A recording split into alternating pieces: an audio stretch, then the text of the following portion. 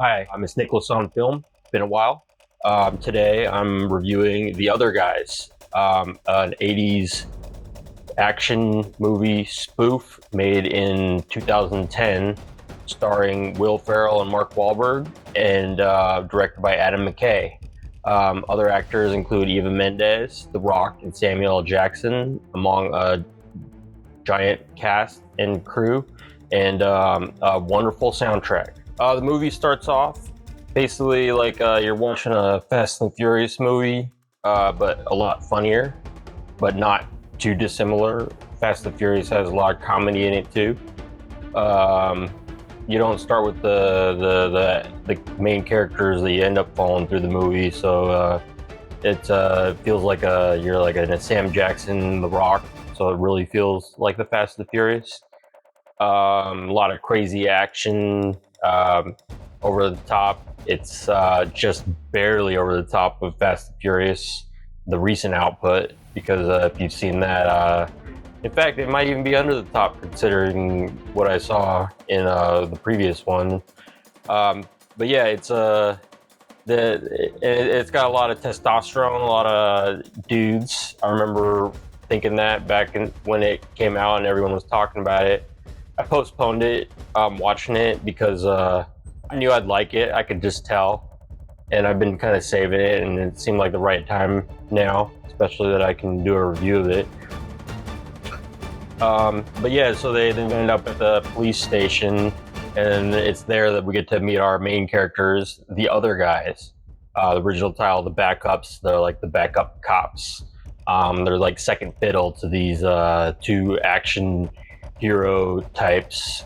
Not very realistic, but in terms of movies, that's what you got a lot in the 80s. It's really funny. The Samuel L. Jackson's got some one-liners here that I feel like might top some of his previous one-liners that I've seen before, and that's saying something considering how good he is at line delivery. The Rock is basically like his backup guy. I mean, they're partners, but usually, The Rock's the main guy, so it's like just goes to show what a powerhouse of an actor Samuel L. Jackson is, as if we didn't already know. And in the background, you got Will Ferrell. He's got the spectacles on, and Mark Wahlberg, his smaller statured but even more intense partner. Something happens after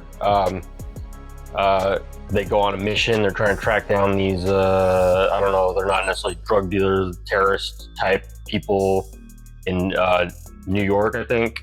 And they make such a big deal out of it, and then all of a sudden they go splat, basically. And all of a sudden the main characters of the movie, if you hadn't seen the trailer, are gone, and you got a police force without their two main stars. So that's when the other guys need to step up. I forgot to mention Michael Keaton. How could I have forgotten that? He's fits in quite nicely in this film. He's the police chief, and he's got two jobs. His other jobs at what do you call it? The Bed Bath and Beyond, something like that. It's just something he says at the start, and later on in the movie, that gag pays off incredibly well. It's one of the best I've seen in a long time. Just when you forget, we're in Bed Bath and Beyond. Yeah, and as an actor who was actually in the movies and starring in the ones that this one tends to be spoofing, it's just great seeing him. And I always love seeing Michael Keaton in films, and he has this weird aging thing where he seemed to have gotten really old or really fast, like after the 2000s, but then it seems like he's kind of stayed the same age, like this older guy. But at the same time, he also seems like his energy levels like hasn't changed really. The character arc of Will Ferrell's character is probably the best in the movie. This was around the time he was on fire, and Talladega Nights and Step Brothers and the other guys, and what a great pairing that Mark Wahlberg, who is also, he's more of a dramatic actor, but he knows how to do comedy, and he was pulling his comedy out at that time too. I just watched Ted recently, and that lived up to the expectations. Flash Gordon, you can't beat that. But yeah, Will Ferrell, I forgot that back then what he did best is his that I love his freak out moments, and he's such a good actor that he can say these just outrageous lines. You know, he probably got a lot of practice on Saturday Night Live, but it's just it's like you can almost like see like how can anyone say that like in a believable way, and it feels like he's like one of the only actors who possibly could say something like that and actually make you feel like his character is really saying that. But then he goes into his freak out modes because he's such like a uptight guy, and he's like an accountant. And then, you know, when he freaks out, I always think when he freaks out, his name's Feral, so I think of feral, like a feral cat, which is what he looks like. Is like a big giant cat just going ape shit all over the place. The one sequence I remember is the Wahlberg's like, we're gonna be good cop, bad cop. And then during the sequence, Wahlberg's like, he goes in and he's obviously the bad cop. And then it's Will Ferrell's turn, and he's like, just goes even crazier, and he starts grabbing pictures on the wall and smashing them, and grabbing the guy and shaking him and jumping on the desk. And then later they're like, he's like, what happened, man? What happened to good cop, bad cop? He's like, oh, I thought you meant bad cop, bad cop. So he's like, I saw you going in bad, and he's like, I felt like I had to amp it up. So that was awesome. There's quite a few more bits like that in the movie, and then there's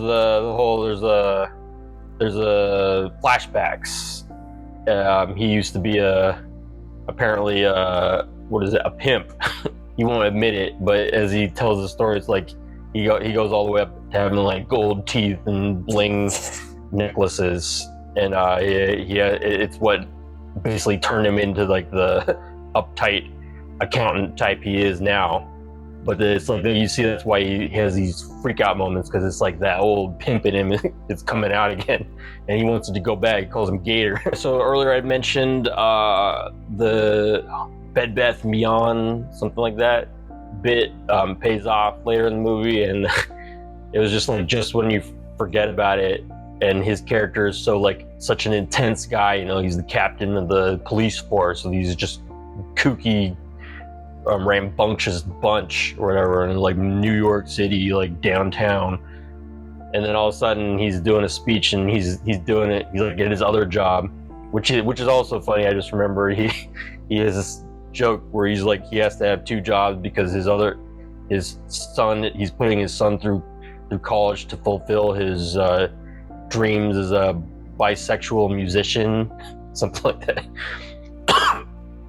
I mean, it's just funny the way he just keeps calling him bisexual, to live up to his bisexual aspirations.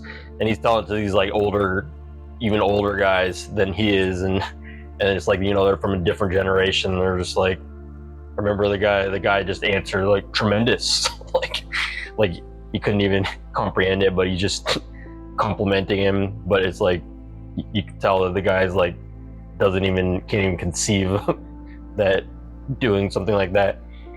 But yeah, so his job he's doing a motivational speech to the large crew of Bed Bath & Beyonders sitting in desks, and he accidentally like talks about a serial rapist on the loose in the 4th block of some street.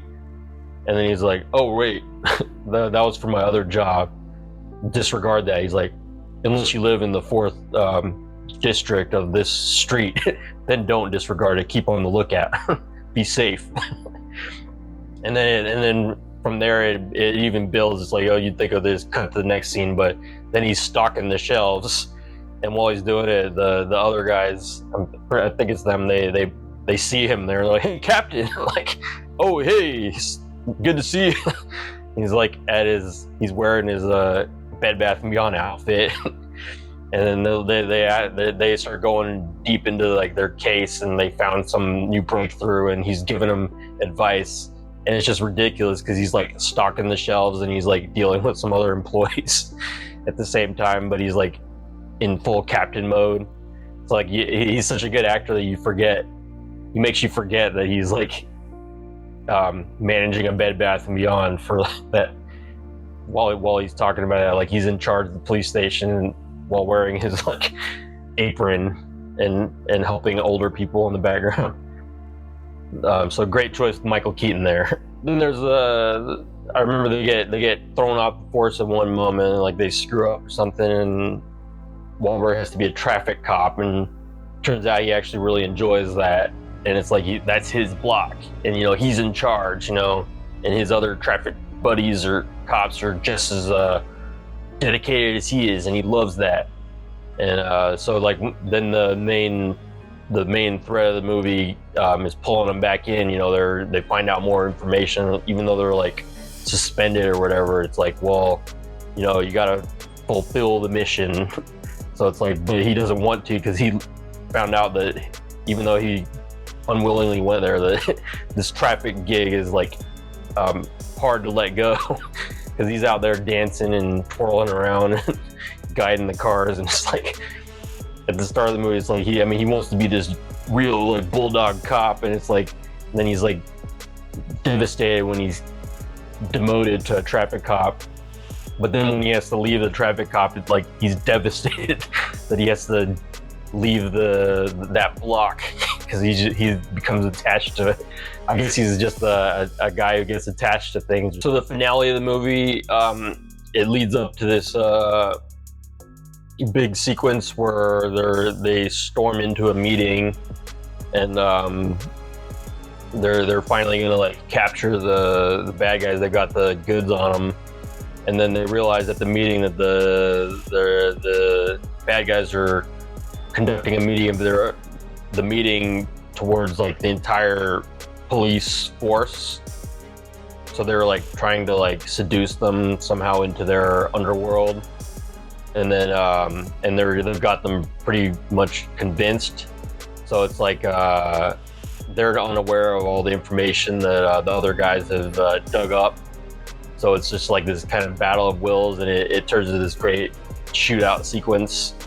I can't remember everything that happens. I just remember that they're on the floor, and then Captain comes up, and Will Ferrell's character, pretty sure he's been shot in like the shoulder or something, but he looks like he's like about to pass out, and he's like concerned for him. He doesn't want him to pass out at this time. So he pulls out another TLC quote, and that just totally wakes Will Ferrell's character up. Like it's like he could pass out, and the blood loss or something, he could die or something. He's like, you just quoted TLC again. He's like, I still have no idea what you're talking about. It's like, what is with you and the TLC quotes, man? It's like, he's like, all right, man. He's like, I gotta go. He's like, and he like accidentally steps on him or something when he's leaving. So he's like, okay, well, he's alive now. So that was great. Yeah, I like that. I can't remember exactly what happens then. I remember during the credit sequence, there's this all these numbers and figures thrown out, and statistics, and it's a lot of it's about how CEOs and corporations are kind of screwing over the general population, like, and more like what do you call it? Exponentially, like every year it seemed like within the last 10 years, the recession in 2007, and it's around that time frame. So that was interesting. It's like I'm getting educated while watching this film, which totally seems like not a film that would do something like that. That's a real movie. It's well-rounded. It's got it delivers on all fronts. So yeah, glad you listened to my review of The Other Guys. Adam McKay, the director, actors: The Rock, Samuel L. Jackson, Eva Mendes, Will Ferrell, Mark Wahlberg, and Michael Keaton. A lot of others. Awesome soundtrack, like the jukebox soundtrack. Took me back. I'd love to see more current movies do that. Seems like they'd be full of more like Taylor Swift songs, and what's his name, the red-haired pop singer guy, Ed Sheeran. What is it? Maybe some rusty new Metallica. I don't know. There doesn't seem to be like all that much to choose from presently. I know you got the composers, Hans Zimmer, Cliff Martinez, who does like Nicholas Winding Refn movies. Those seem to be like the go-to soundtrack people. Then you got Quentin Tarantino. He's reliable at choosing the backlog of great music bits. But it'd be great if even he could choose like something new, something fresh, and forward-looking music.